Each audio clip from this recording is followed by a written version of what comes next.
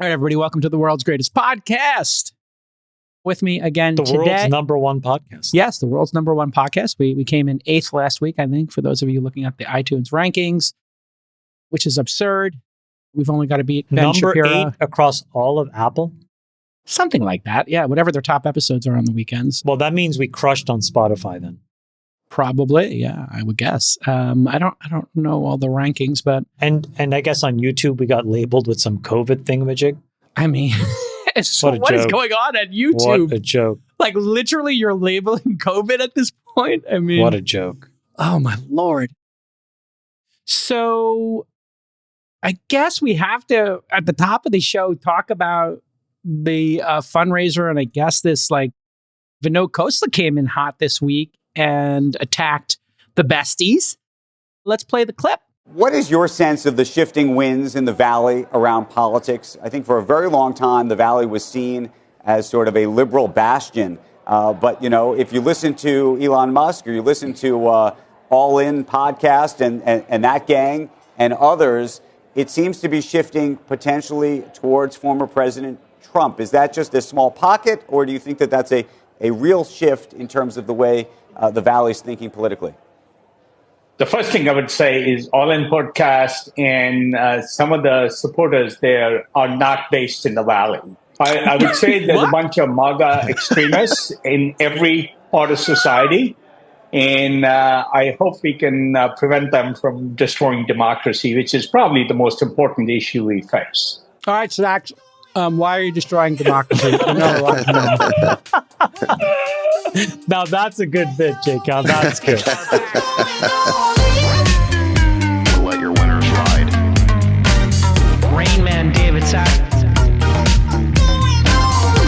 And it said we open source it to the fans, and they've just gone crazy with it. Love you, Besties. Queen of Kinwa. All right, David. Vinod was at the conference. He got a little chippy here. Maybe he got a little bit out of line. He was a little bit out of line. What's your take? A little bit. A little bit. A little bit. Well, first of all, Vinod should realize we're not MAGA extremists or extremists of any sort because he's at All In Summit last year. He was great. Yeah, we liked what he had to say. Productive. And I certainly don't dispute his expertise and track record in tech. But in addition to that, then he's saying that we're not based in Silicon Valley. We're not from Silicon Valley. We've all been here for decades. And then he doubled down on that in a tweet. So that's weird. A bizarre statement. Maybe he thinks he gets to define people in or out of Silicon Valley. I don't really understand it. But to be frank, this is one of a series of statements that he's made recently that I can only call insulting and childish. First, he had this tweet that he said that Trump supporters were lacking in empathy and caring. Then he had another tweet where he said that Trump supporters weren't teaching good values to their kids. This caused Sean McGuire, who's a partner at Sequoia, to quote tweet him saying that I think that I'd rather raise my kids to grow up to take after Ivanka Trump than Hunter Biden. Yeah. And that got like something like 20,000 likes. And it was one of the most brutal ratios I've ever seen on a tweet. So in any event, I mean, this is just one in a series of partisan tweets. And look, I think you can take whatever position you want on a political candidate. I can understand if he doesn't like Trump. A lot of people don't. He's raising money for Biden. That's fine. Doesn't bother me at all. Yeah, he just had a fundraiser like 2 weeks ago or something. You're right, exactly. That's not an issue at all. But what I do take offense at is labeling millions and millions of ordinary Americans as somehow lacking in empathy, lacking in caring, not being good parents, because you don't like their support for Trump. Yeah. And I think that is a statement that frankly reeks of being cocooned in an elite bubble for way too long. And let me just explain. If you look at where Trump's support is strongest, it's really in middle America, in sort of the heartland of America, of what in between the elite states. Basically, the part of America that coastal elites dismissively refer to as flyover country. Sure. And it's a lot of the industrial Midwest. And frankly, that part of the country has not had the same type of economic experience that we've had in Silicon Valley. Of course. They have not been beneficiaries of globalization. Or equities, you know, and they're in the working class, and the working class in the factories got gutted. Yeah. Well, yeah, look, if you're in one of the handful of export industries in America, and I'm talking about if you're in Hollywood or you're in big finance or you're in software, then globalization has been great for you because it has created huge global markets for our products. However, if you're in an industry that has to compete with global exports, then it's been very bad with you. And blue collar workers have been hurt, labor's been hurt, people who work with their hands have been hurt. They have not benefited in the same way from the system that we've had in this country for the last 30 years. So you can understand why they would not be so enchanted with elite thinking. Of course. And I think to then label those people as lacking in caring or empathy or not being good parents because they haven't had the same economic ride that you've had for the last 30 years, and then it's a blind spot. You are the one who is fighting a legal battle to kick some of those people, the public, the surfers at his beach. Yeah. Kick the public off of the public beach in front of your beach house. And then you're saying they're the ones lacking in empathy? Dude, look in the mirror. Yeah, I mean, listen, the great irony of this is, as you know, the Democrats were supposed to be the party of the working people, and Biden was supposed to be the pinnacle of that, like fighting for unions, fighting for the working person. And so they've just lost that whole thing. And I'll say, it feels like a lot of people are tilted because they defeated Trump and now he's back. And so that tilts a lot of people. Like there was a lot of effort, a lot of energy, and a feeling of success that Trump was ousted. And the fact that the guy is now the front runner to be president again can be very tilting after feeling like you've already won the battle. And guess what? It's back. I will also defend Vinod real quick. I'll say, having known Vinod for a long time, he's an investor with me. He's a guy I've come to appreciate and think highly of. We had him at the summit. He was great at the summit. He was great at the summit. It was awesome. If you listen to his thing, he said the listeners of the pod, and then he said MAGA extremists. So they're not based in Silicon Valley. I think he was referencing that the listeners of the pod are not based in Silicon Valley and they are MAGA extremists. I couldn't hear. I think what he meant to say was, and some of the supporters there are not based in Silicon Valley, meaning like the supporters. Chamath, your thoughts on Vinod's comments? Yeah, I think Vinod's comments are a microcosm of something that's a little bit bigger than just him, and I think is roughly emblematic of the mainstream media, which is, I think the four of us have found over the course of these last 4 years doing the podcast, a rhythm where there's a whole diversity of views. We've always respected each other. We've learned from each other. And each of us have taken turns expressing something that the others have ended up converging on. That's not a holistic statement on every issue, but it has happened. And that's an incredible example of how you should figure things out from first principles, especially things that matter. And I think this is the first time. And, look, David said this a few years ago. He said, Sachs did, that the course of elections will be driven by podcasts. And I didn't give that a full enough weighting at the moment when he said it. But I think what I'm realizing is it's not necessarily just that podcasts will frame elections, but it's the counterfactual, which is that it fills a vacuum. And I think what you're seeing right now are the reactions of people that have thrived in what used to work, which was a traditional media infrastructure that would shape how people were supposed to think. But then all of a sudden, if you can have a platform like this, where people just talk from first principles respectfully, and then the chips are going to be what it is, and people will come to their own conclusions. I think that that's what people are reacting to. So I think what Vinod is reacting to is this sort of discomfort where you see four reasonable, intelligent people all of a sudden talk open-mindedly about what's happening in the presidential election.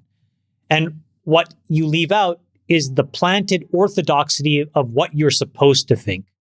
And that's disconcerting to him. It's just disconcerting and confusing maybe to Sorkin, who I think is a wonderful reporter and a thinker. It's disconcerting, Jason, to every single media outlet over the last week that's breathlessly been trying to get me or Sachs to have an opinion on this. And the reason I've deleted all of these emails is they don't get a chance to frame what we think. You can listen to the podcast and know what we think. This is the future of how smart, reasonable, moderate people should make decisions. It is an example. Talking to somebody you disagree with does not make your opinion bastardized. It actually makes your opinion valuable. There are these simple truths to living a productive life that if you want to embrace, you need to find friends that you can trust, even on issues when you disagree, you can hear them out. So that's what's happening right now. And I think that that's why we all need to sort of stand together and lock in arms and just keep moving forward. It is something really important here that's happening. And I think that's why the media and these opinion makers are losing their minds. Friedberg, your thoughts on this?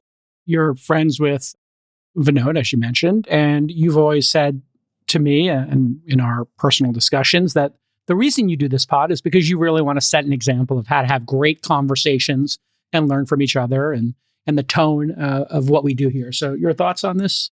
The unfortunate reality in a voting system, an election cycle like we're in, Vinod went and did a fundraiser. It's public, but he did a fundraiser for Biden a few weeks ago. And he wants to win the election. He wants to make his horse win. There's a lot of reasons why I'm sure Vinod has chosen that person to be his horse. And so when you get on the playing field, you got two teams and only one team wins. So, everyone pulls out all the stops to win.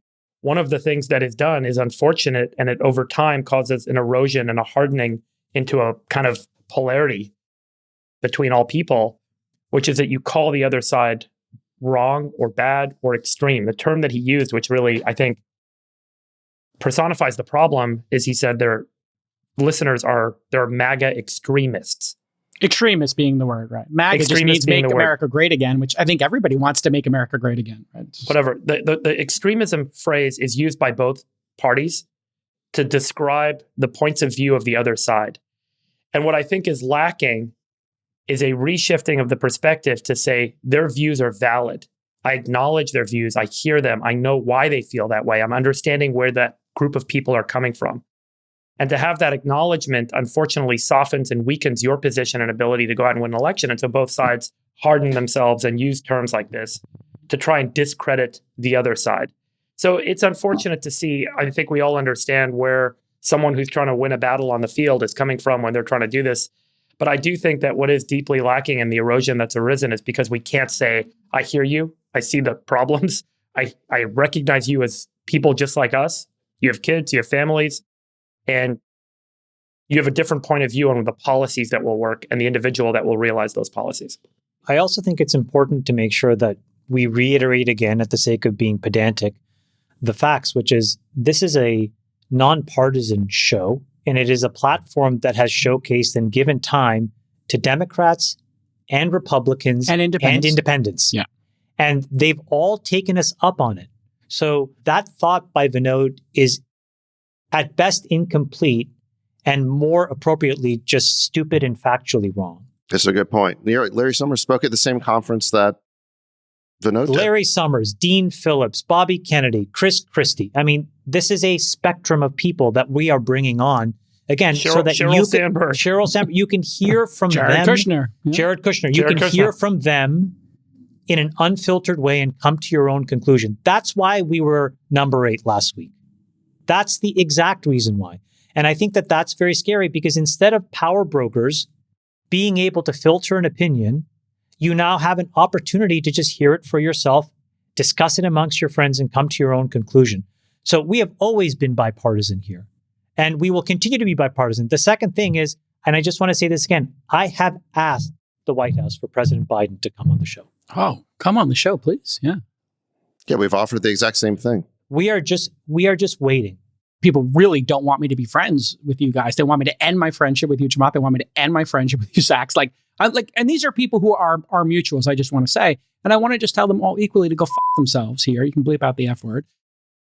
I'm not picking my friends based on their political parties or their leanings or who they're supporting for president. The way I look at this, Sachs, is at this point, we're all Americans. We're in this together. America survived Trump's presidency. America's going to survive Biden's presidency. The democratic process, it is very messy. Everybody gets to have a voice. And let's just pause for a second here and open up the aperture. Let's be thankful that everybody gets to have a say. Let's keep it from getting personal. Half the humans on this planet Earth do not have a voice. The one thing that's trending in the wrong direction globally is people living in a democracy. It's the one thing not getting better. We have a lot of work to do in this country. We have to respect each other like we try to do here on this podcast. And we have to talk about the important issues. We all agree the budget's out of control. We all agree the education system sucks. We live in a multipolar world. We have to figure that out. When we should go to war, when we shouldn't, when we need to stay out of things. These are complicated issues.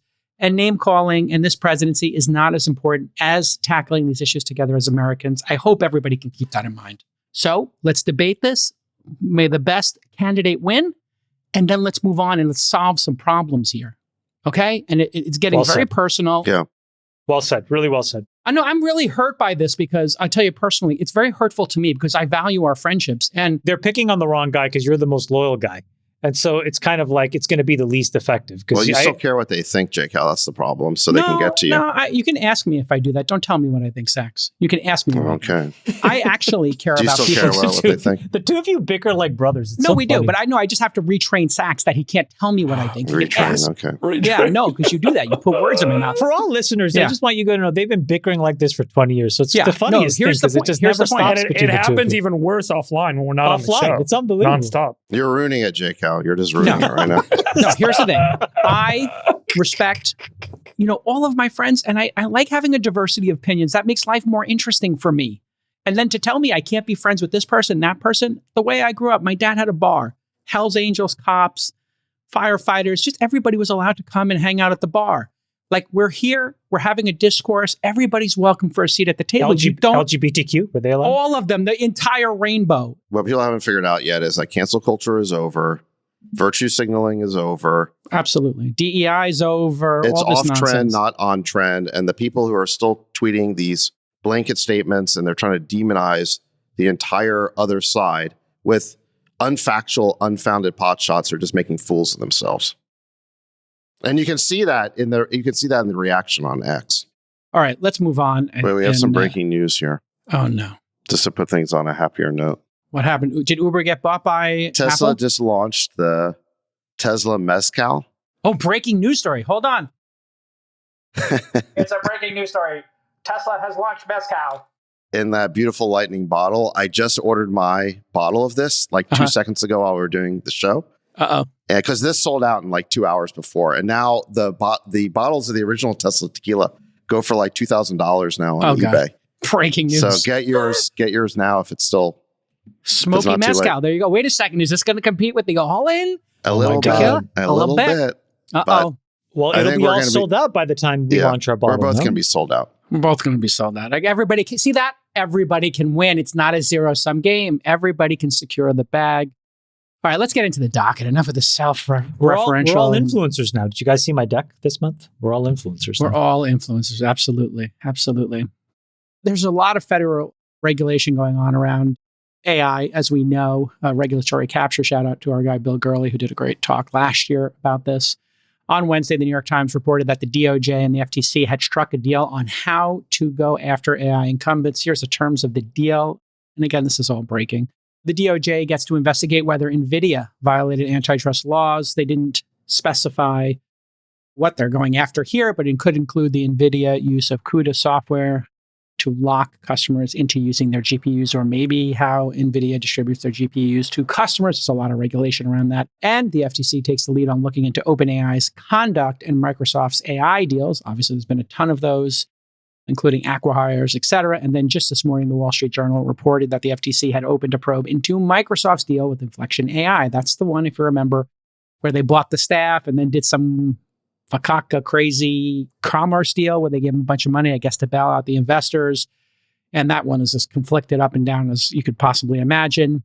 They note Microsoft structured that deal in a way that could avoid regulatory scrutiny. You heard that here first, actually. We talked about this concept of a shadow acqui-hire on this very program when we saw it, because we'd never seen a deal like that. It includes that $650 million licensing fee. All right, there's tons of other angles here. But let's start with you, Chamath. What are your thoughts on this regulatory capture and NVIDIA's ascension? For those of you not watching, it's almost become the largest market cap company in tech. Actually, today, NVIDIA passed Apple for a moment in time. So this is pretty crazy what we've seen with NVIDIA. And here we go, regulatory capture coming in hot. Chamath, your thoughts? I have two thoughts. They're sort of mixed emotions. The first is, I think the DOJ and the FTC are totally way out of their ski tips on this. This is a totally nascent industry. We don't have any good examples of end user use cases, either in the enterprise or amongst consumers. We only have 18 months of spend history. It is true that we've spent probably $750 billion to $1 trillion collectively now on things with the AI label.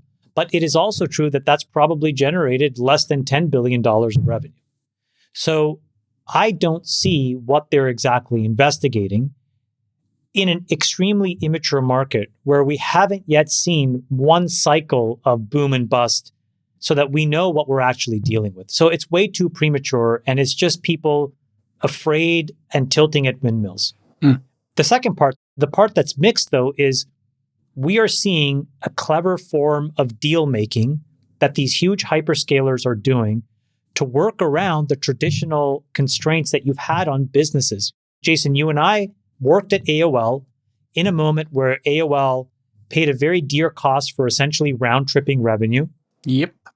Microsoft had to go through a huge DOJ inquiry and a settlement decree, and they were in the penalty box for most of Steve Ballmer's tenure as a CEO. A lost decade, yeah.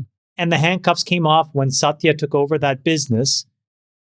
So I think what I'm trying to say is folks have become extremely sophisticated at replacing round tripping with these complicated TAC 2.0, whatever you want to call it, credit-oriented deals. They'll finance you to buy their own chips. All of this stuff has to be scrutinized a little bit more. So that part I support. But all of a sudden, launching an antitrust investigation makes no sense. So I really think the inquiry should be coming from the SEC about, is this real revenue? That's actually the key issue. And this goes to, Chamath, what we talked about. Like, if we're going to police something, tactics make sense, not future competition, which has been Lena Khan's sort of approach to this. And she's only going to be in the position for another couple of months if the election goes the way it's going. So this might all be moot. Freeberg, I want to get your thoughts on this. We had that great talk, 2,851 miles from Bill and regulatory capture at the summit. You can look, it would be in the show notes if you haven't seen it. It's a great talk. Freeberg, your thoughts on this? I don't know what regulatory capture Nvidia. Are you talking about regulatory capture of Nvidia? Just regulatory capture in the framing of AI. Is it too early? Hey, we're not even in the first inning here, and already we're going to start investigating everybody, and it just seems premature. One of the silly aspects is they just passed this law in California. Newsom warns against perils of over-regulating AI. Oh, good. Governor Newsom warned on Wednesday against stifling the burgeoning AI sector. I mean, Newsom is well informed by the tech community, so sure. I don't think and he's also an intelligent person, so I don't think he kind of, fall quickly in line on this one.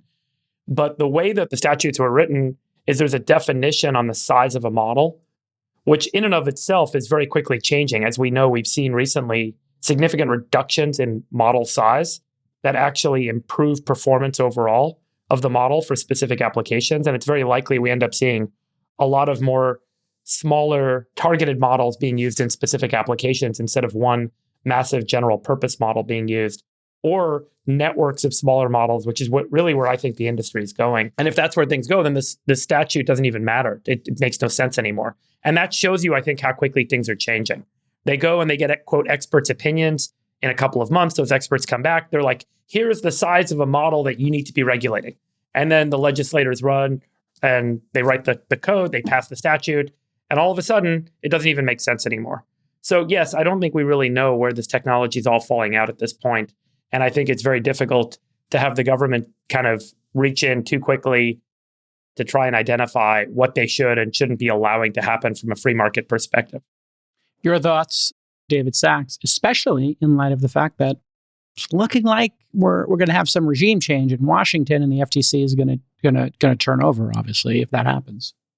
Well, look, I agree with you guys that this is just too soon to be opening these investigations. It's true that OpenAI and Nvidia have leads in their respective markets, but that's all it is at this point. It's way too early in the development of these markets to say that these are clearly monopolists.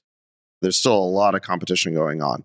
If a few years from now, Nvidia still has whatever, 85, 90% market share, and no one's even close to catching up, then maybe you consider it a monopolist. Same thing with OpenAI. But it just seems very early to be rushing into investigations of these companies. I mean, the AI market is what, 18 months old, two years old, maybe at most? I'd say 2 is a good way to look at it. Sure. Yeah. So it's just very early to be doing this. Look, I think this is of a piece with, remember that executive order or whatever remember when the White House issued that 100-page plus executive order on AI regulation? We covered it on the show. And we also thought that was too soon. And we thought that if the internet had been regulated in that way in, circa 1995 or 1997, it never would have blossomed the way that it did. You want to give these markets some time to play out before you bring down the heavy hand of regulation on them. So it just seems to me like the administration is getting carried away here with this desire to regulate this new space. And I mean, frankly, it's of a piece with I would say an innovation hostile agenda. You also have the attacks on crypto. You just had Biden veto a bill that would have finally given crypto a regulatory framework in the US. It passed with 60 votes in the Senate, including Democrats like Chuck Schumer, and it still wasn't good enough. And it was based on a framework, I think, that came from the SEC. Yeah. But Biden is basically in the Elizabeth Warren camp that he's going to give no quarter to crypto. So you've got hostility to AI. You've got hostility to crypto. You've got hostility to M&A. No one can get an M&A deal through right now. You put all these things together, plus you've got hostility to options as compensation in terms of the 25% unrealized gains tax. You add up all these things, and again, I think this is an agenda that does not benefit Silicon Valley at all. Well, and if you want to understand why people are coming to your fundraiser tonight, if you put all this together, it doesn't take a genius to figure out that if you're a venture capitalist or an entrepreneur and you want to see M&A and you want to see entrepreneurship and you want to see your companies thrive and you want to see your employees get rich and have options, Biden is basically handing the election to Trump. It's like he's doing everything he can to basically alienate Silicon Valley. And capitalism. And you're exactly right. And innovation. I wouldn't even say it's Silicon Valley. It's like if you're going to go and build things that are at the bleeding edge, the government used to be the most critical supporter of that, right? If you think about space or defense, these were areas, the internet itself, the government was the partner of private industry to make sure that there was no regulation and that really, really forward-looking innovation could happen. That should be their role. And this speaks to this decel versus acceleration movement that we see here in Silicon Valley. And this is what we see in Texas, Florida, UAE, Riyadh, Doha. There are places in the world, Singapore, where people are accelerating innovation. And this is what humans want, not just entrepreneurs, not just venture capitalists. All of us want to see an acceleration of innovation. Everybody wants to see prosperity. And if you put yourself up as the decel candidate, we're not going to allow M&A. We're going to screw with options. We're going to do all this stuff. People are just not going to vote for you. And people want crypto legal. So take the memo. The fact that the Democrats can't field a candidate that aligns with what humanity wants is absolutely mind-boggling. This is why I think Biden's getting hot swapped this month. You heard it here first. Gavin is going to be running for president. It's going to be Trump and Gavin. They are hot swapping Biden after this first debate. Biden is going to get demolished by Trump in the debate.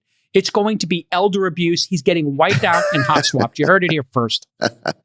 Well, there's a lot of conspiracy theorists online who agree with you. A lot of tinfoil hat speculation that he's going to get switcherooed. Hot swap. But look, I think you make the correct point, which is, I didn't really think about it this way, but you're right. Biden is the decel candidate. And nobody wants that. Also, Trump has shown a learning curve where he recently has been saying positive things about crypto. Yep. And he's always, I think, been more pro-economic growth. He was a real estate developer from the private sector. He actually understands the economy. So there's no question that he would be more pro-innovation, much more pro-innovation than Biden. And to your point about this is one of the reasons why people are coming to the fundraiser, I had someone from the campaign said something very interesting to me.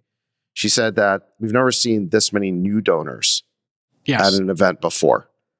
So we're turning out the new donors for this reason. Yes. And, we're not going to be intimidated by people calling us names. It's like, look, in any normal election, people in an industry would vote for the candidate who they see as most aligned with what is good for them, their families, Sachs, their industry. If you made a list, let's just make the list here right now. Make the list of things Trump is in support of, right? And Republicans are in support of right now. They're going to be pro M&A. They're going to be pro crypto. They're going to be pro less taxes. They're going to be pro law and order. You know what? That's where I align. Those are the things I want.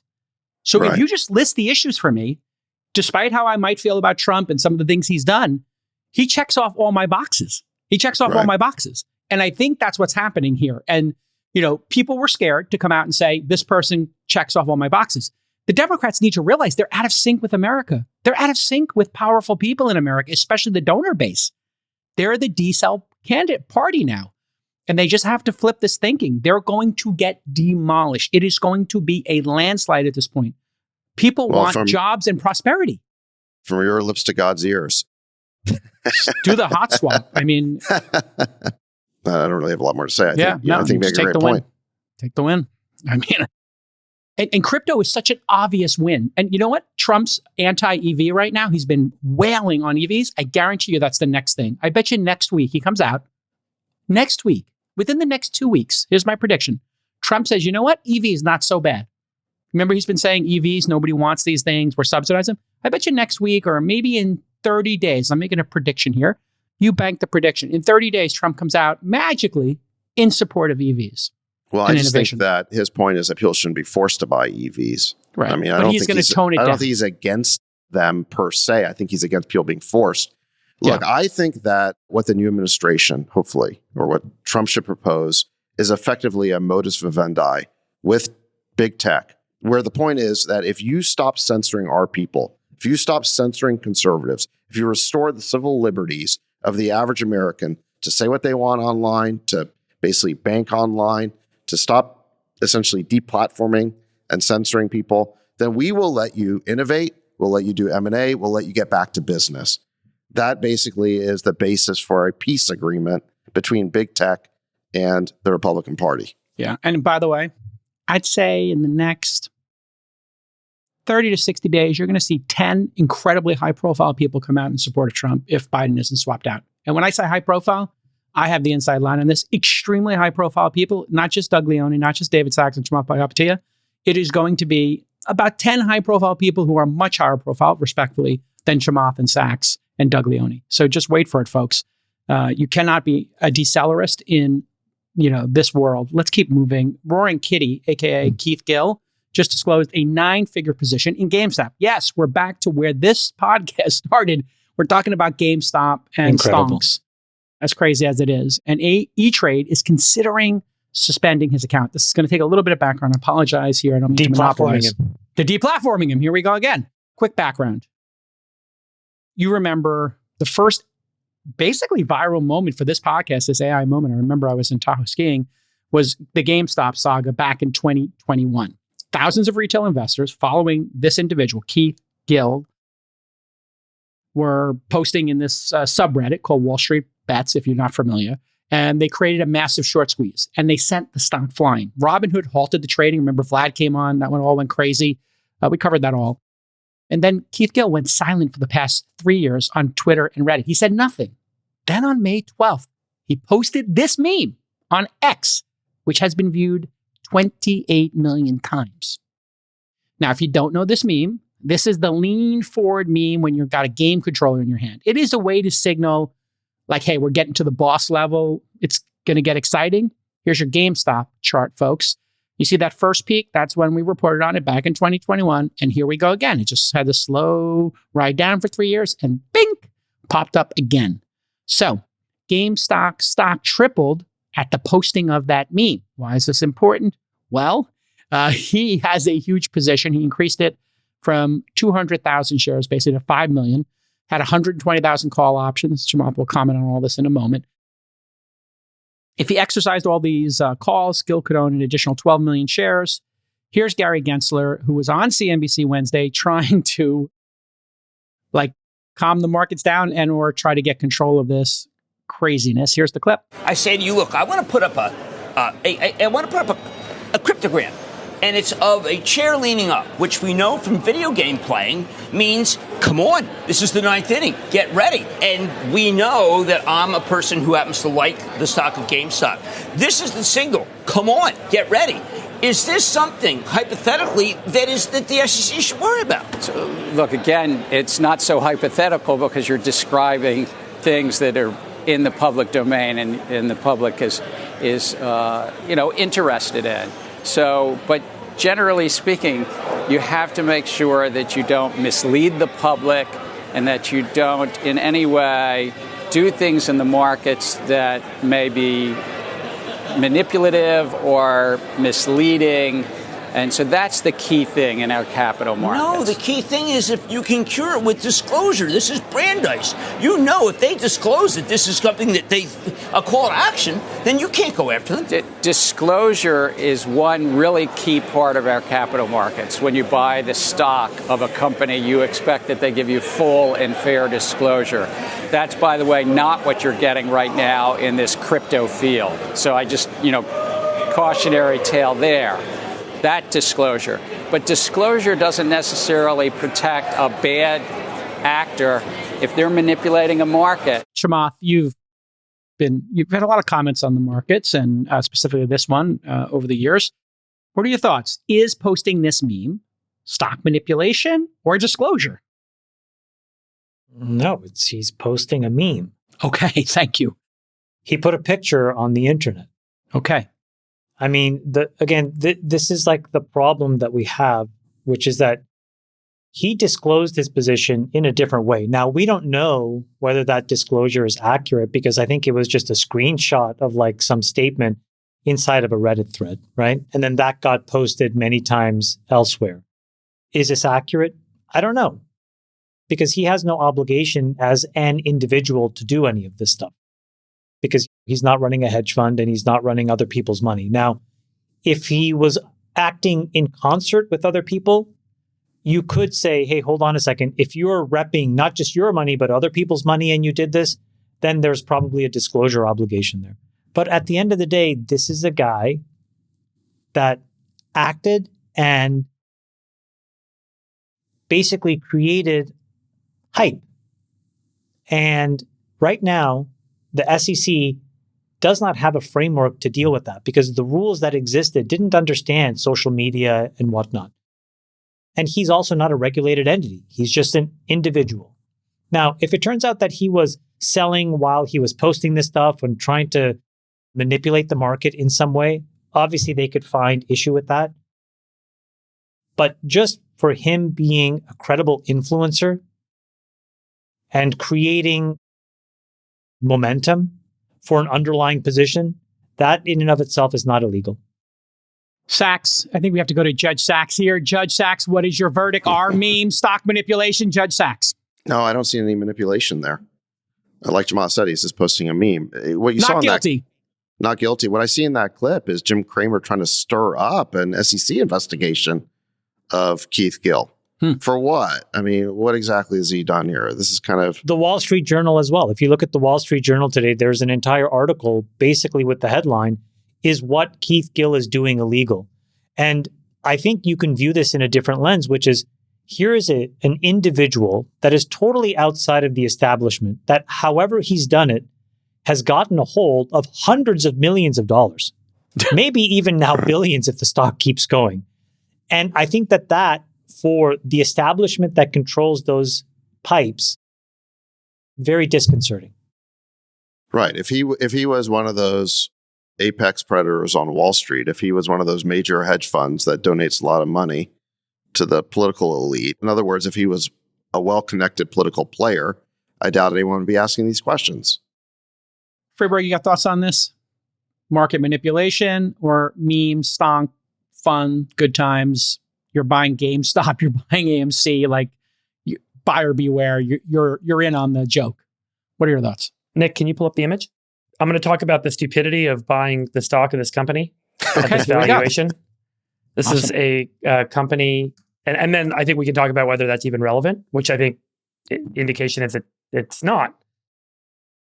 GameStop finished the year, 2023 fiscal year, with sales of 5.3 billion, down from 5.9 billion the year before. So sales declined by 12% in the year. Adjusted They have $5 EBITDA, billion in revenue selling games? adjusted Wow. EBITDA for the year was $65 million. And they have about 1.2 billion in cash. Currently, as of today, the market cap is about $13.5 billion. So that makes it about a $12.5 billion enterprise value. $12.5 billion divided by 65 million of EBITDA means that this stock is currently trading at about 192 times EBITDA. A business that is profitable and you can say that the profits are stable and predictable and is likely not going to grow very much will typically trade for 7 to 12 times EBITDA. And this stock is trading at 192 times EBITDA and the revenue is declining 12% a year. So I'll just point out, like, I don't think that there's anything about the actual performance of the underlying business in the security that you are buying or selling when you are making a decision about whether or not to buy or sell this security. And I think that that's the real question. Does that even matter? Clearly, it doesn't. Let people have fun. Let them go to Vegas. Let them play in the roulette table. They know what they're getting into. The disclosures are all there. All the SEC filings are there. All the financials of this business are there. What you're actually buying is publicly viewable. You can look at it. You can make an investment decision as an individual investor and trader, and you want to blow your money trying to see when the social trends are going to shift one way or another. Let it be your decision. I think this is well said. If you're buying NFTs, if you're buying stonks like this, if you're playing poker if you're playing bomb pots, look it up, folks, if you don't know what bomb pots are, and you're going crazy playing bomb pots for 8 hours like we did the other week, you're there to gamble.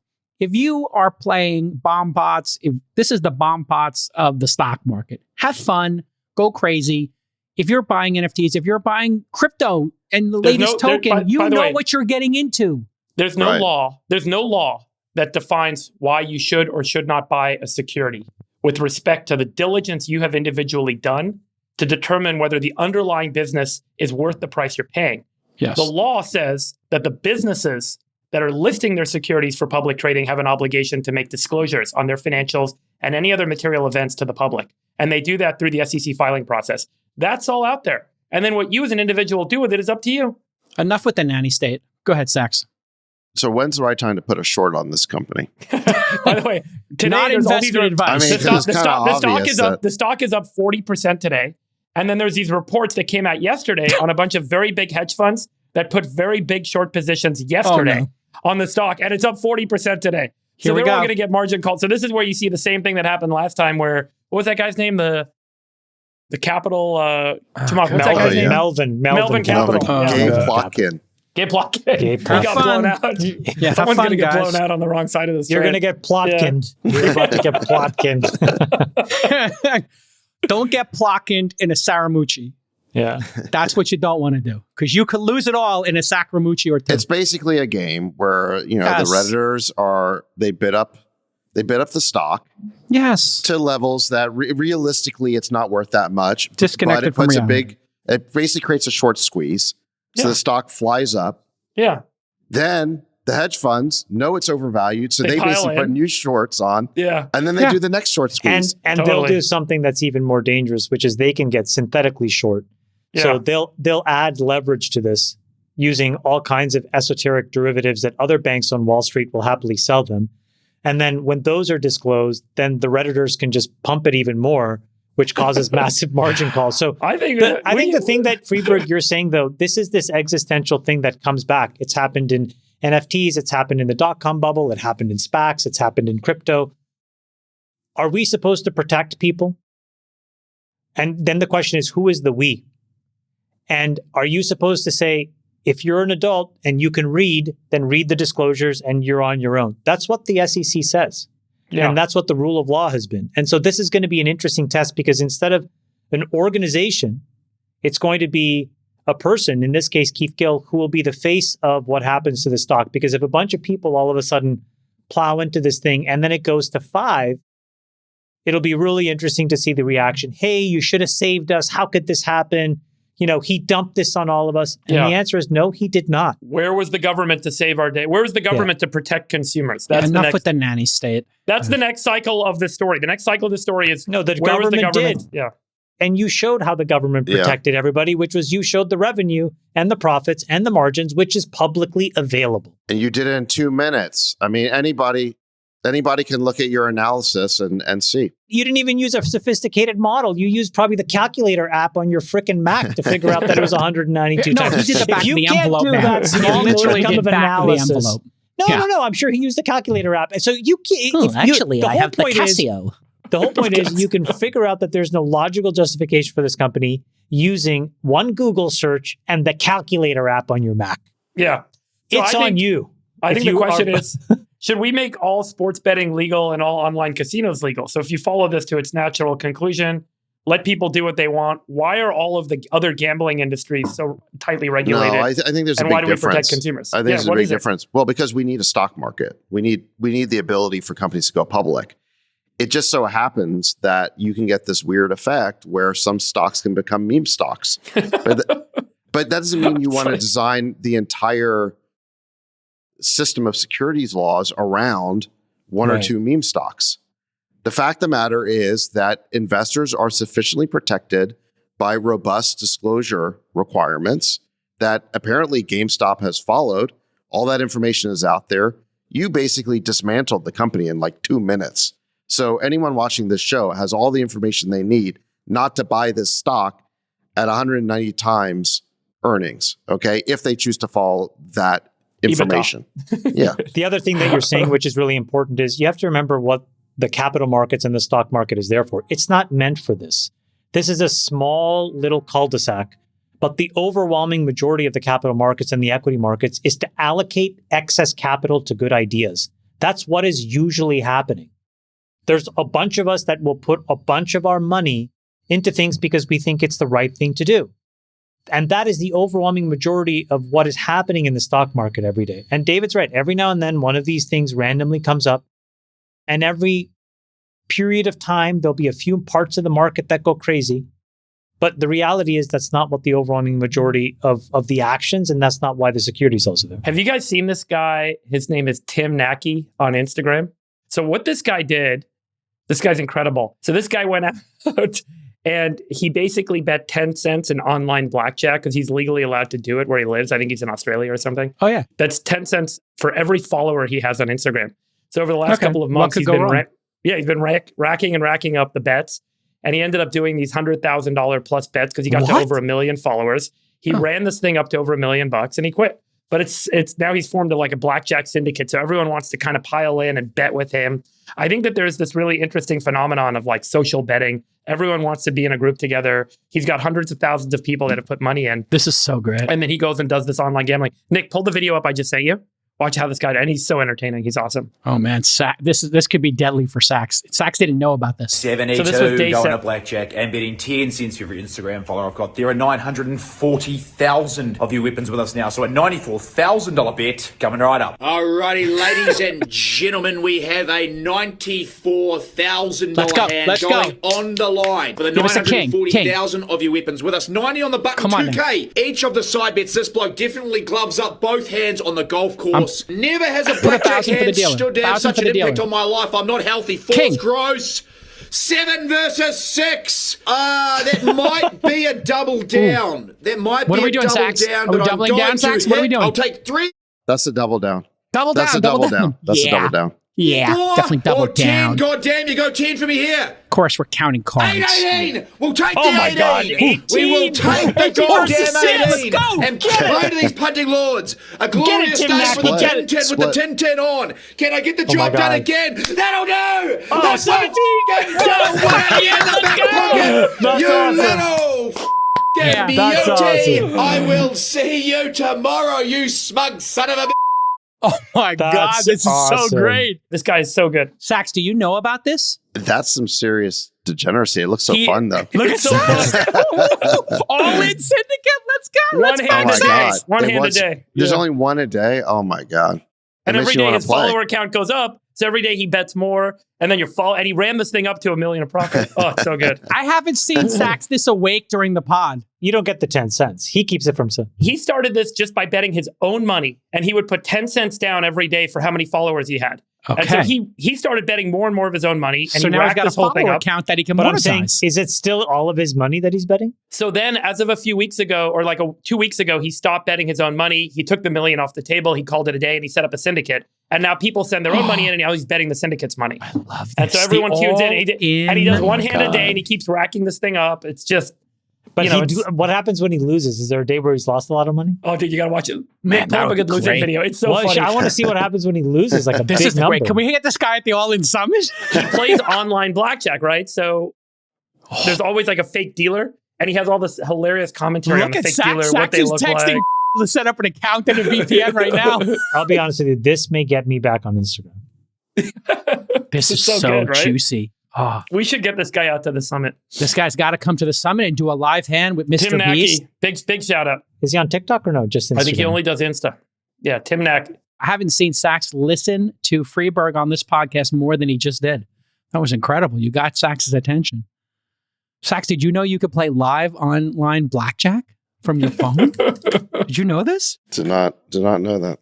This is important information for all of us. Big this is day degenerate. coming up. There is 514,000 of you in here now and a $51,400 bet coming up. All right, day 60, a monumental day. We can hit the 50K button here. We will do $50,000 on the button. We'll go $800 on the 21 plus 3, $600 on the perfect pairs. This is by far and away the biggest bet I have put on a table in my life. We're trying to itch ourselves into gambling immortality. 14 plays 3! No! Oh, it's a disgusting pull on day 60 with all the marbles on the line. We will stand and look for 10, 10 and bust. 10, 10 and bust. 10, 10 and bust. Come on, 10, 10, 10. The heroics to be a hero go King, 10. king, king. Yes, yes, yes. Day 60. Stick that in your pipe and smoke it. Holy pulled it off. Oh my God. We've broken the push streak with the adventures of Tintin, and you better believe that means I'll see you tomorrow and I'll be betting even more. This guy's got great energy. Can he do one live on the show next week? Oh, day 55. Oh, here we go. Here we go. Instagram follower I've got outrageously. There is an extra 21,000 of you in here today. So $37,600 bet going on for the 376,000 of you legends in here now.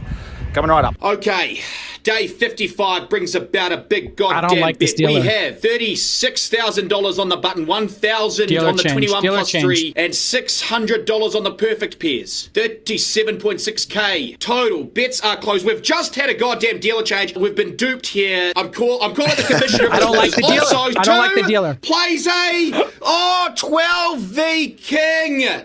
Oh my God, before I hit the hit button, I will say this. Having talked to the Morning Rumble this morning, last time I spoke to the media about this journey, I broke a 6-day winning streak that day and I lost. So if it happens again today, this one's on Roger Farrelly. We need to see 8 or 9 go low. No! Oh my God! Come on, that dealer change was so dirty. Good. I guess you just can't win them all. But we've been on some run, and I will see you tomorrow when we'll be betting even more. That dealer change was so dirty. You saw the dealer change at the last minute. He came up and they changed the dealer. They've done that to me before. I've been with you when they've done that. They do that every time with you. Yeah. When you start running it up, they send in the dealer to ice you. I think there's a particular dealer they've got. You know, They do. It's like in the bullpen. The blank cooler. Yeah, we know the one. The blank cooler. I don't want to say anything, but it's the cooler. We need this guy next week on the pod to do the live bet, and then we each give him $5K. How about that? You guys in? I've had them trot out the cooler when I was playing craps once. I was so mad, and I was on such a heater. And what happens is, you guys have seen me play craps where it's like, it's all rhythm, right? Yes, so it's like, I get the dice in a certain way. Yeah. I do that. Yeah. And then they bring in this guy, and he was like a klutz. It's like Daniel Day-Lewis in My Left Foot. All of a sudden, everything is spilling everywhere. Over. 4 dice fall off the table. I got so out of rhythm. You broke the rhythm. It was so horrible. I was so Nick, I want this guy mad. on the pod next week. We're each putting 5 dimes in. We got 20K from All In. Let's do it.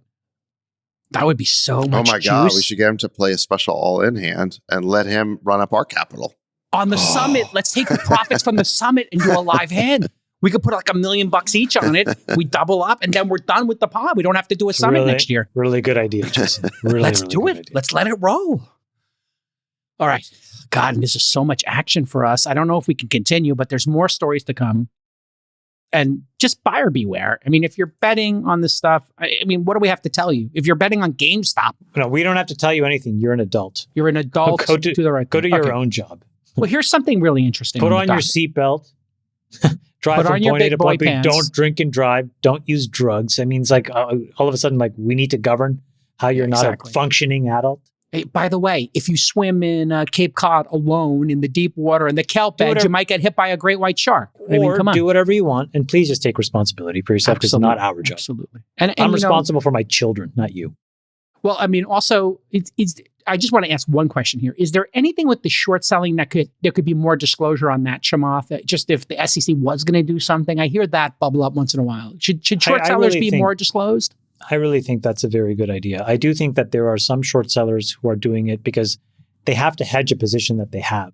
Mm-hmm. But then there are other short sellers who are doing it speculatively. And there are synthetic instruments that banks will sell you to go massively super short. That's how you can get a situation where 140% of the stock is sold short, which shouldn't make sense. If there's only 100 shares of a company, how could it be that 140 shares are sold short? It's because you can have these synthetic derivatives. Explain synthetic for the audience, because I don't think people know this concept. So there are ways where if you have a formal trading relationship with Wall Street, and you need to be of a certain size, and they go through a diligence process, they give you, so I have one called an ISDA, and it's essentially an account and a framework that you negotiate with a bank that allows you to call them and say, hey, give me A, B, or C.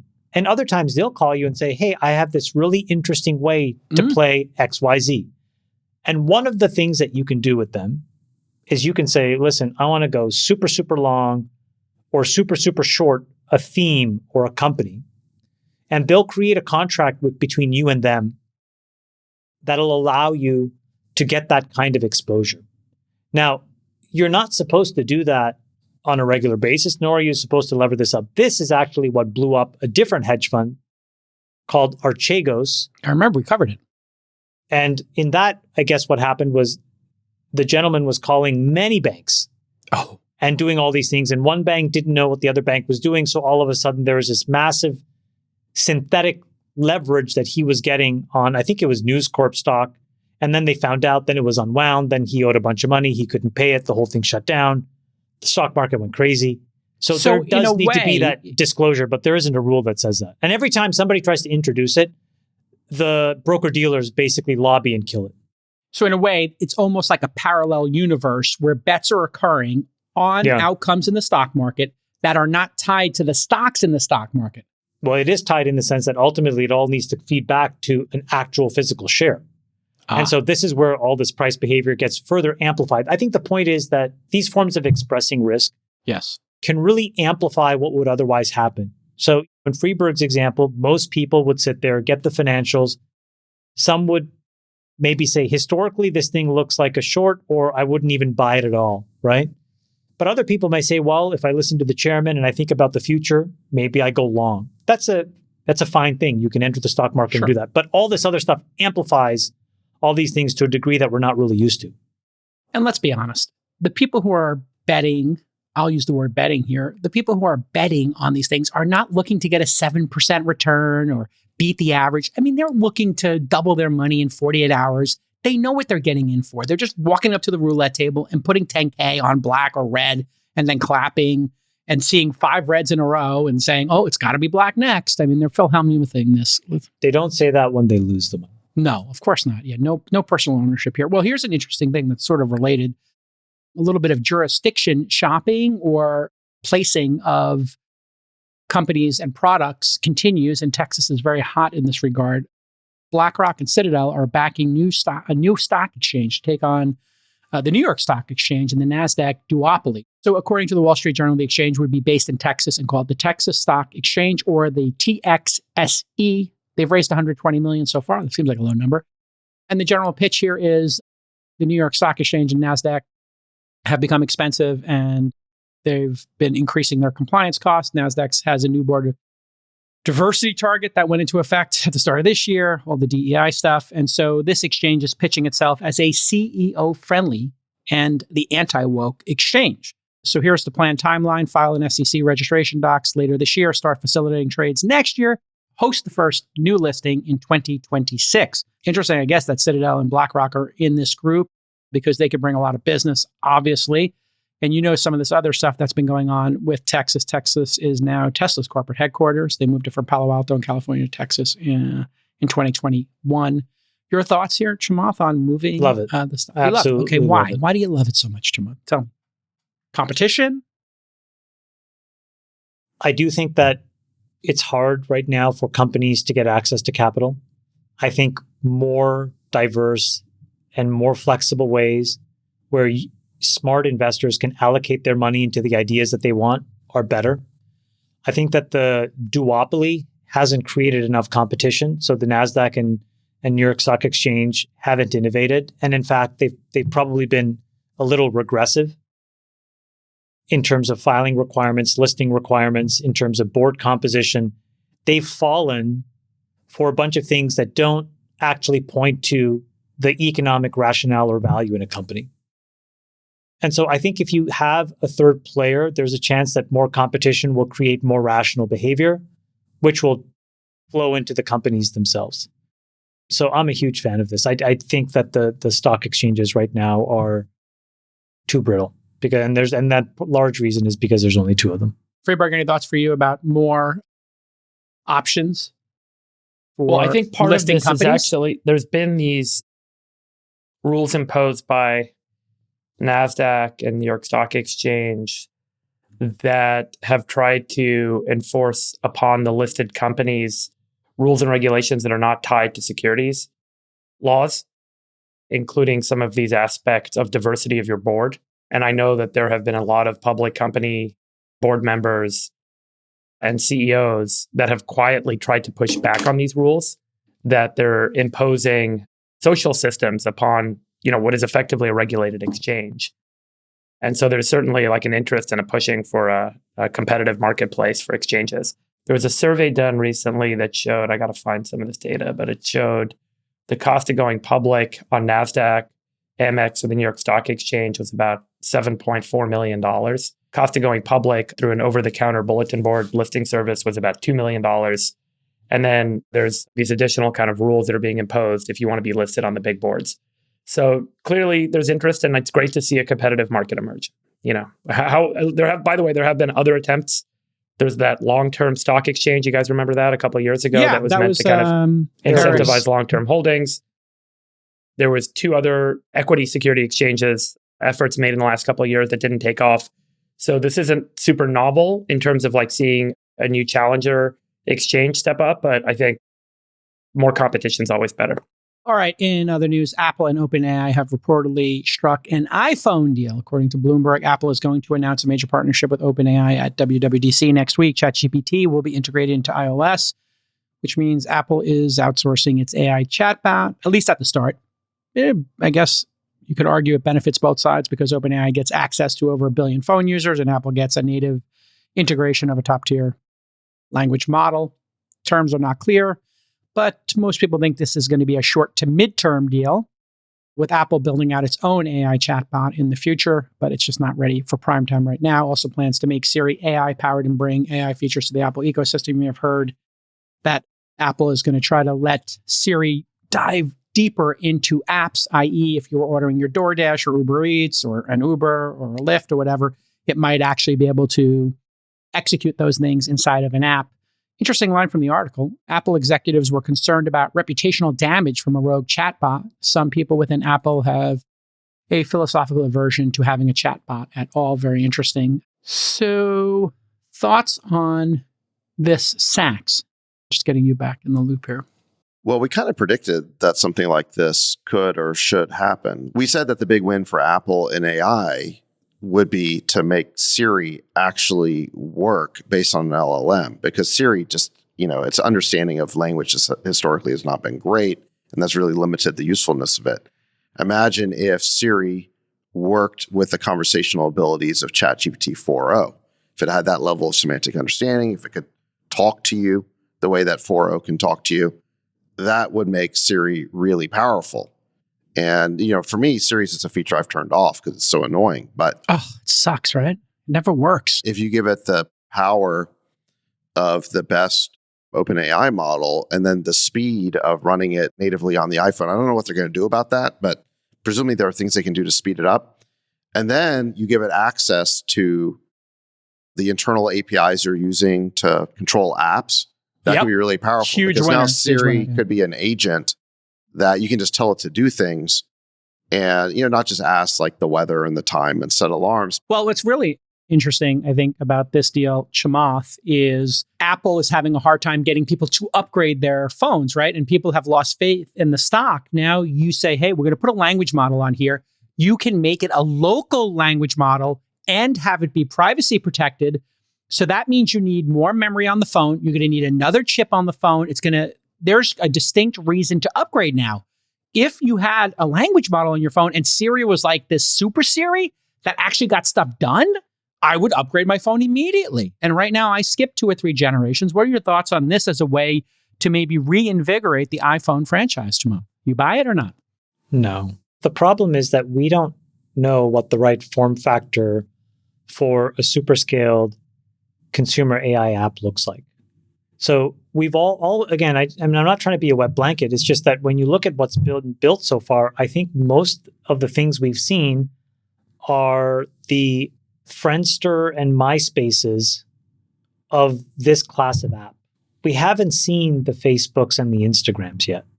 And the reason is because we haven't experimented and pushed the boundaries of the form factor. So for example, in the first phases of social networking, the idea that you would collect information about all your friends and then create something called a newsfeed was totally shocking.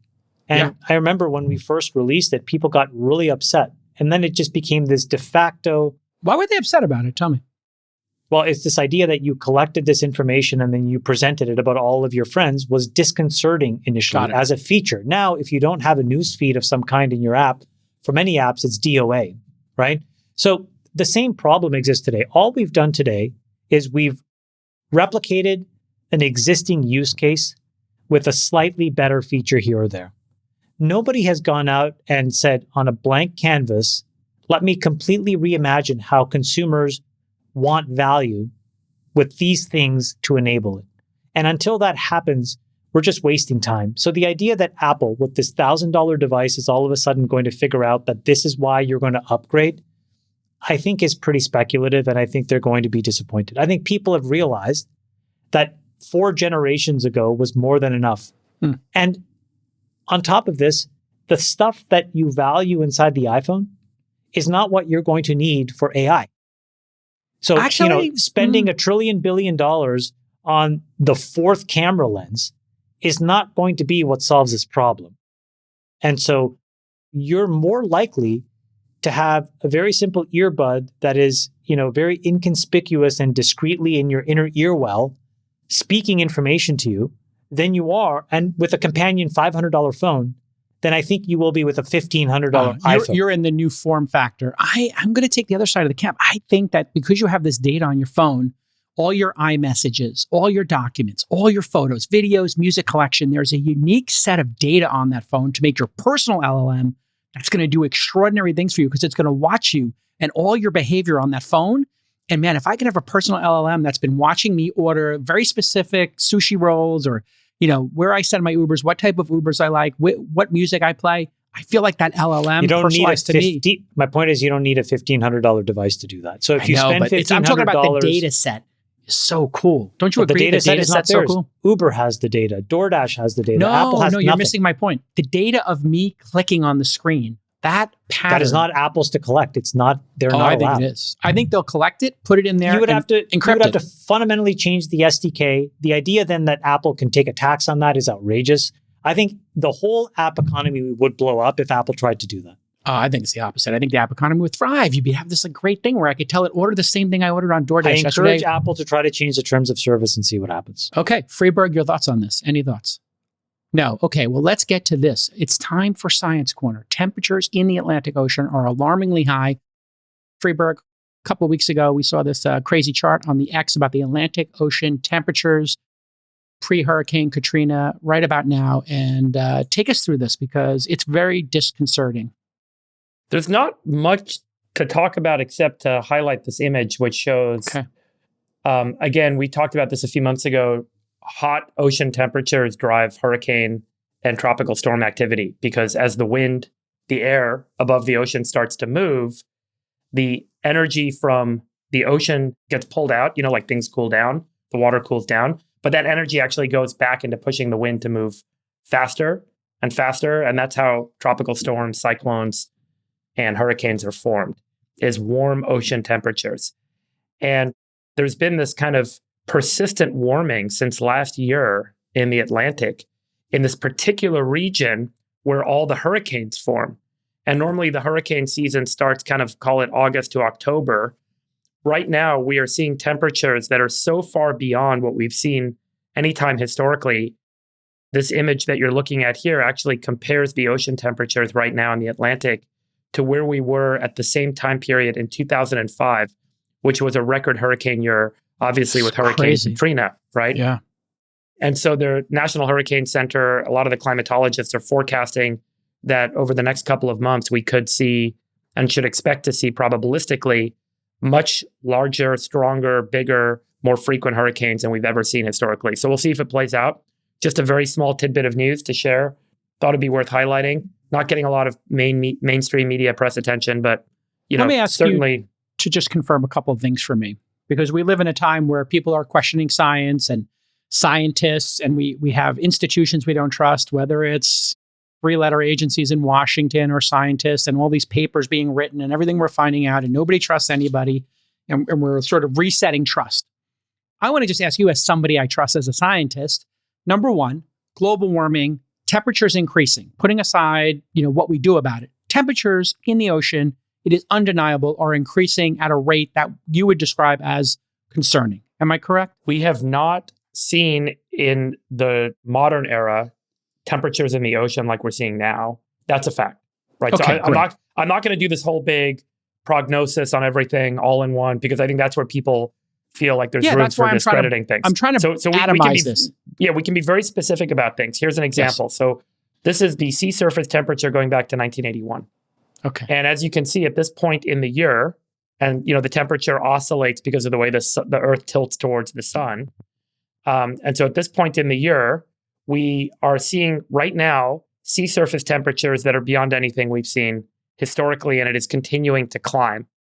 So if this does not taper off or level off, we will see record sea surface temperatures in the August to October timeframe, which will almost certainly push massive hurricane events out of the Atlantic, and they will find their way towards the continental so this US is super clarifying. This should not be controversial to anybody. We have temperature readings in the ocean, and just this data. is concerning. Simply data. It's just simply data, right? So, putting aside what political party you're on and what you think about gas and oil. I will tell you, there's a lot of theory. One of the theories. So there's theories about El Nino. There's theories about climate change contributing to this.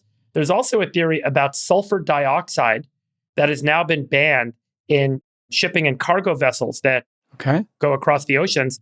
Last year, they banned sulfur dioxide use in the fuel that's coming out of these. And sulfur dioxide actually reflects sunlight. So as it goes up into the air, into the atmosphere, coming out of these ships, it actually blocks and reflects light. So that would make the oceans cooler. And so a lot of folks have said that over the last couple of decades, we've actually dampened the temperature and the warming that's happened on Earth because of all the sulfur dioxide we've been putting up into the atmosphere. But because sulfur dioxide causes acid rain, environmentalists have been pushing for years to ban sulfur dioxide. The problem is with banning sulfur dioxide, you may have this other side effect, which is now more rapid increased warming of the surface and of the oceans. So these are complex systems, and we should be delicate with them. If you were to give us a prescription here, Freeberg, what's like a basic prescription?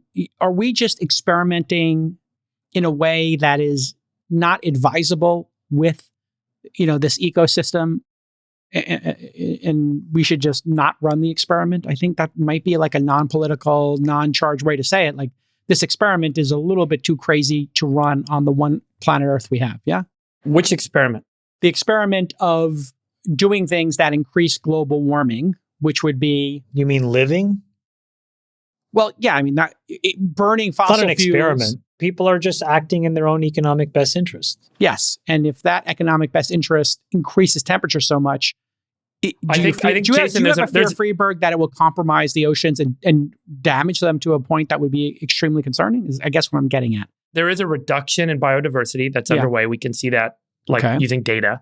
But to Chamath's point, humans have prioritized the progression of individuals forward. China had 1 billion people that came out of poverty in 30 years. Yeah. And they came out of poverty because of the industrialization of the production of consumable goods that population gets to consume. They get access to more calories, they get access to more foods, they get to have cars, they get to have houses. All of that, making cement, making concrete, all of those things require industrial systems. And those industrial systems have a cost. That cost is the dollar economic cost, which we're kind of rationalizing with greater productivity. Then there's this whole cost that's externalized. Got it. Yeah, we understand that. Yeah, sure. So that's the tension is like, if you're wealthy, if you're a wealthy nation, if you're the Western Europe or the United States, you get to stand up and say, stop carbon. But if you're the rest of the world, you're like, I want to have a home. I want to have a car. You want to have the same evolution Chamath that America went through or Europe. I want to progress as a person. I want to progress as a society. And that's the tension that makes this a very difficult problem to resolve, which is how do more of the world get to progress while are you worried, being cognizant of what I'm trying to get at, Freeberg. I am deeply optimistic. So let me just say this. Oh, yeah. That's what I'm getting at. Are you optimistic or are you pessimistic? Tell us. I believe strongly that there is a strong relationship between the output of atmospheric carbon and the deleterious effects we see in ecosystems. Okay. That is something I feel like is true from data. I am not, however, as pessimistic that the world is going to end in the next decade or two because I see improvements in productivity, meaning how many units we get out for every unit in, or how many units we get out for every unit of carbon that's emitted. And those productivity, meaning better technology systems, are rapidly changing how we make things and how people are accessing goods and services. And I think that that's why I am because I'm a techno-optimist, I'm optimistic about where things are headed. And it is also why I get very angry and upset about any efforts or attempts to slow down the adoption of technology, because these things will pull people forward and make that happen faster without all of the deleterious side effects that we've unfortunately had to do in the absence of technology. So Chamath, I'll pull you into here. So based on what Freeberg is saying here, yes, these things are occurring, but the technology and the advances we're seeing in but one example, solar, and then some people might bring up nuclear and other ones. We just had Phil Deutsch at my conference this week give a great talk on this. Solar is just getting so cheap. Batteries are getting so cheap. Putting batteries in your home, putting solar in, and then putting data centers next to nuclear things. This is all adding up to we can solve this problem. And so you too feel optimistic about this? Yeah, totally. I think that climate change stalled when it was an emotional and philosophical rallying cry, largely of the left. When instead it became something about resilience and domestic manufacturing, both sides came together. And I think we're at a point now where the US's energy independence plus the amount of reliance on non-carbon-based fuels will drive a sea change in the United States. I think it'll be copied in Western Europe. And it's also going to be at enough of a low price point where it'll get embraced in the developing world. So it's an incredible example of, if you want to take an idea and a bunch of solutions and want to die on the hill of messaging and platitudes, it'll make no progress. But if instead you're willing to sort of be less extreme about it and actually just frame it in economic value add, all of a sudden everybody embraces it and it just becomes obvious. So I think that we're going to do wonders over the next 20 and 30 and 40 years all over the world to push back on the general state of warming. But I think it will have happened because the economic incentives aligned, not because of a philosophical or emotional framing of the issue. All right, everybody. This has been a very productive episode of the #1 podcast in the world, the All In Podcast. And good luck tonight, gentlemen, with your fundraiser. I wish you great luck. David Sachs and Chamath Palihapitiya. Even if it's not my preferred candidate, that's totally fine. We could all differ, and you can have a great event tonight. Good luck. I have one thing. Okay, go ahead, Shema. I have one more birthday in my family today. Making us all look bad. This is one of the most incredible people in my life. Charismatic, funny, charming, intelligent. It is my bestie, David Friedberg's birthday today. Oh, it is? We love you, David. We love you, David. We had a nice little birthday cake at the Liquidity Summit this week for him. I had a cake made. Happy Thank you for birthday. showing. Yeah, happy birthday. And here we go. And it's also AK-47, Alan Keating's birthday today as well. Oh, you guys had the same birthday. I love Alan Keating. Shout out to Alan Keating is one of my... One is 45 and one is 47. What? Here we go. Did we just say that? It's karma. Do you know the significance of that? Of course. He's going to win all the odd number elections. And there we go. Here we go. I think it's a sign. It's a sign. Listen, I wish good luck to you all tonight. I hope that it goes off well for you gentlemen. And listen, I would love to have Trump on the pod, would love to have Biden on the pod. Like all things, we just want to have a great conversation here. We keep it respectful. Sometimes it gets a little chippy, but we love each other. And we love you, the audience, for participating in this. Don't fall for the mainstream media's nonsense in trying to divide and conquer. We got important tasks to do and problems to solve in the world. And the way we do that is through great conversations. Hopefully we set a tone, an example for everybody else of just how to do that. We still love each other, and we sometimes some elbows get flown, and it's all good. Chamath, Sachs, good luck tonight. Friedberg, happy Love birthday. You, boys. And bye. We'll see you all next time on the #1 podcast in the world, the All In Podcast. Tell your friends about it. Love you, boys. Bye-bye. Love you, Besties. We'll let your winners ride. Rain Man David Sachs. And we open source it to the fans, and they've just gone crazy with it. Love you, Besties. Queen of Quinoa.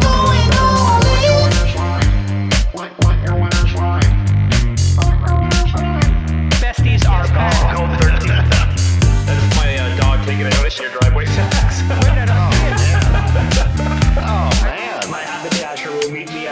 We should all just get a room and just have one big huge orgy because they're all just useless. It's like this sexual tension that they just need to release somehow.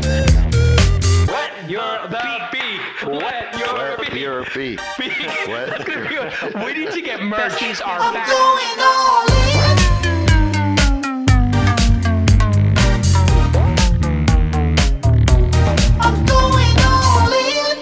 All right, listen, thanks to our friends at 8 Sleep. Sachs and I are both investors, and we both love the Pod 4 Ultra. It's an incredible company that we both backed, and they are supporting the All In Summit. And if you haven't used the Pod 4 Ultra or the blah, blah, blah, 8 Sleep, if you haven't used 8 Sleep, it's awesome. Go to 8sleep.com/all-in and use the code all-in. You'll get some sort of a discount there. Sachs, you love the company. You use the product. Yeah? It's a great product. And if you sweat like a pig at night like J-Cal, it's particularly good for you. It'll keep you cool.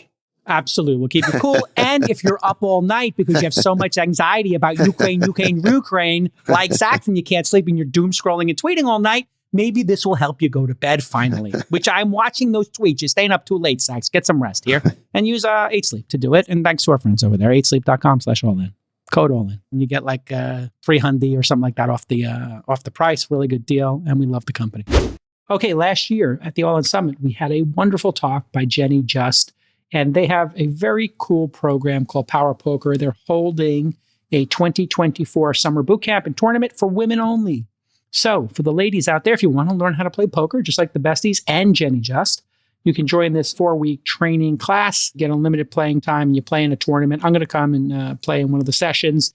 But here's the great part. We donated a ticket because we think it's worth encouraging women to join the poker community. And so there's a $7,500 All-In Summit 2024 ticket at stake. There's only 80 spots. Go ahead and join at pokerpower.com/summer-bootcamp. pokerpower.com/summer-bootcamp. It's going to fill up quick. I know a number of the women who work at my venture firm launch have joined, and they're looking forward to learning poker again. 80 spots. I think they charge $100 just to make sure you show up. And there's an All-In Summit ticket there for you. You can actually see the video of this podcast on YouTube, youtube.com/@allin, or just search All In Podcast and hit the alert bell, and you'll get updates when we post. And we're going to do a party in Vegas, my understanding, when we hit 1 million subscribers. So look for that as well. You can follow us on x.com/theallinpod. TikTok is all_in_talk, Instagram, the All In Pod, and on LinkedIn, just search for the All In Podcast. You can follow Chamath at x.com/Chamath, and you can sign up for a Substack at chamath.substack.com. I do. Freeberg can be followed at x.com/Freeberg, and Ohalo is hiring. Click on the careers page at ohalogenetics.com. Okay, everybody, follow Sachs at x.com/David Sachs and check out Sachs's Slack killer, Glue, at glue.ai. I'm Jason Calacanis. I am x.com/Jason. And if you want to see pictures of my bulldogs and the food I'm eating, go to instagram.com/Jason in the First Name Club. You can listen to my other podcast, This Week in Startups. Just search for it on YouTube or your favorite podcast player. We are hiring a researcher. Apply to be a researcher doing primary research and working with me and producer Nick, working in data and science and being able to do great research, finance, etc. allinpodcast.co/research. It's a full-time job working with us, the Besties. And really excited about my investment in Athena. Go to AthenaWow.com and get yourself a bit of a discount from your boy J Cal. AthenaWow.com. We'll see you all next time on the All In Podcast.